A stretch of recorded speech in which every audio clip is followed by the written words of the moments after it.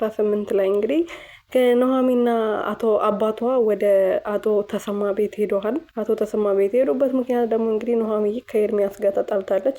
ከኤርሚያስ ጋር ከተጣላች በኋላ መቼም እሱ ቤት መኖር አይችሉም። ከዚህ በፊት ብዙ ጊዜ እኔ አልፈልግም ብላ እምቢ ስትለው እባክሽ ላግዝሽ ከጎንሽ ልቁምልሽ ብሎ ሲያስቸግራት ነበረ። አባትየው ደግሞ መጀመሪያም አልተስማማውም ነበር ልጁ ማለት ነው።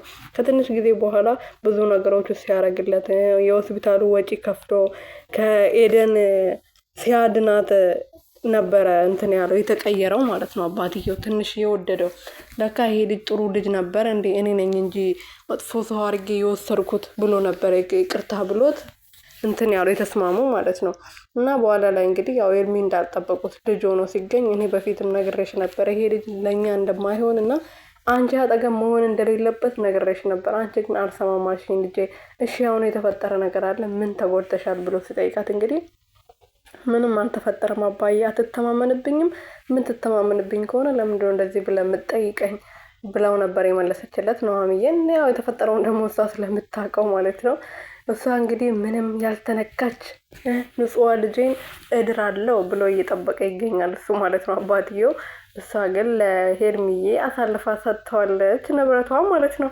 እና እንግዲህ ኤርሚ መጀመሪያ አልነገራትም ነበር። እውነቱን ነግሯት ተስማምተው አንድ ላይ ቢሆኑ ጥሩ ይመስለኝ ነበር። ግን ሳይነግራት ነበር ፍቅረኛ እንዳለው ልጅ እንዳለው የሴተኛ ዳሪ እሱ ዋና ኃላፊያቸው እንደሆነ እህቷ ኤደን በሱ ምክንያት ንጽህናውን እንዳጣች ቢነግራት ጥሩ ነበረ። እውነቱን አውቃ ብትገባበት ይሻል ነበር። አሁን ግን ዞሮ ዞሮ መጣላታቸው ምንም አልቀረላትም። እሱ በጣም ነበረ የሚወዳት ስለሚወዳት ብቻ ነበረ ይሄን ነገር አሳልፎ ልነግራት ያልፈለገው ማለት ነው። በማለቴ በሴት ምክንያት ተጎድተዋል ከዚህ በፊት ይሄ ልጅ በሴት ምክንያት በገንዘብ ምክንያት ጥላኝ ሄዳለች ብሎ ሲያወራ ነበር ሲነግራት ነበር ከተጣሉ በኋላ። እኛ ራሱ ብዙዎቻችን ኤርሚያስ በሃለ ምክንያት እንደዚህ ያደርግም የሆነ ነገር ተጎድቷል እንጂ ያለ ምክንያት ነገር ውስጥ አልገባም ብለን ብዙዎቻችን ስናወራ ነበር። ልክ እንዳልነው ደግሞ የሆነ ሰው እኮ የሆነ ነገር ውስጥ የሚገባው የሆነ ነገር ምክንያት ሲኖረው ነው። ወይም በሰው ሲጎዳ ነው።